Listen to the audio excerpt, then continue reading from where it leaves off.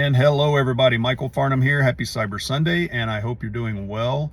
So wanted to talk about a topic that I've been talking about with my customers a good bit, and that's around shadow IT. Now, I don't know if that is going to be what the term is, like when we go to RSA this week. I don't know if you're going, but I'll be there from Monday to Friday if you want to say hello. And what it is specifically, I think kind of from a technology perspective, is around discovering SaaS apps that your different business units have, for a lot of ways legitimately put into their organization or putting in their business unit, meaning that somebody has approved it. Somebody on the chain of authorization or authority has approved that to be there, but IT doesn't know about it, security doesn't know about it. So it's a big problem, and shadow IT has been a problem for a long time, and there's technology that's built now that is very, very focused on the SaaS apps being put into an organization. But what I thought was interesting when I was talking to some customers of mine is that they're combating that with something that's kind of an old method, which is putting in security champions or security advocates or security evangelists, whatever you want to call that, within those different business units. And that could be a security person, an actual security person. That could be just somebody who maybe that works in that business unit and has an aptitude for security or whatever.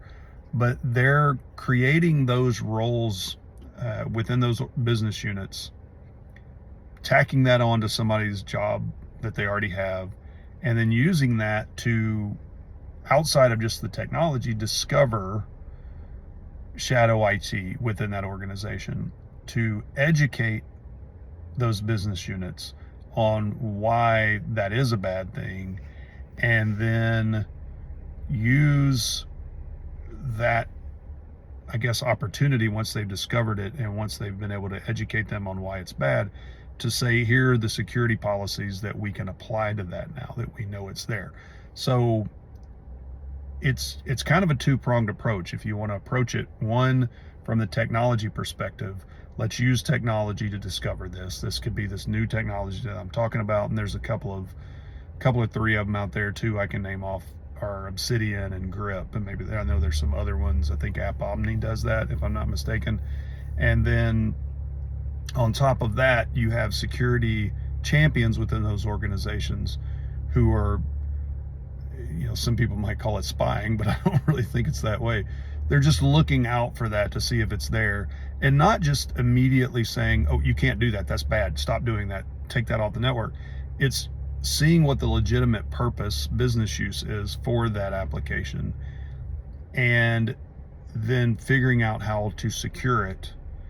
And those could be through methods of like federating the ID, bringing that into the organization where you can do single sign-on, you can do change of passwords, those kind of things, and then you can take it down when that employee leaves the organization if it's no longer needed for whatever reason.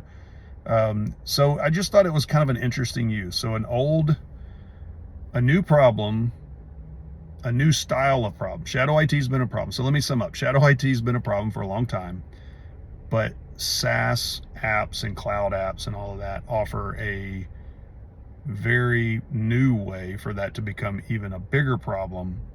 And then you apply a fix like new technologies like I'm talking about to help fix that, but then you use an old method of security champions, security advocates within the business units to also fight a new problem. So all of that is just an interesting concept to me, how that's all starting to come together to fight something like shadow IT, but not automatically go, no, you can't do that. Have a new attitude about it and say, why are you using it? If it's a legitimate purpose, let's fix the problem instead of just cutting it out and saying no. So anyway, I think that's going to be a big topic from a technology perspective. I don't know about from a talk perspective. Maybe I'll put something together on that for a talk in the future. Just thought it was an interesting conversation I had with my customers, and let me know what you think. Talk to you next time.